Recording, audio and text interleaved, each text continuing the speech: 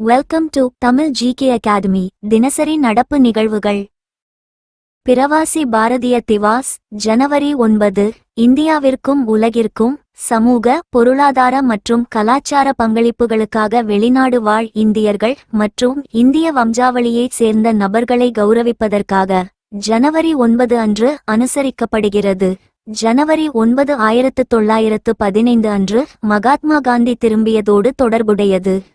முதலில் 2003இல் குறிக்கப்பட்டது. இப்போது 2015 முதல் ஒவ்வொரு 2 வருடங்களுக்கும் ஒரு முறை கொண்டாடப்படுகிறது.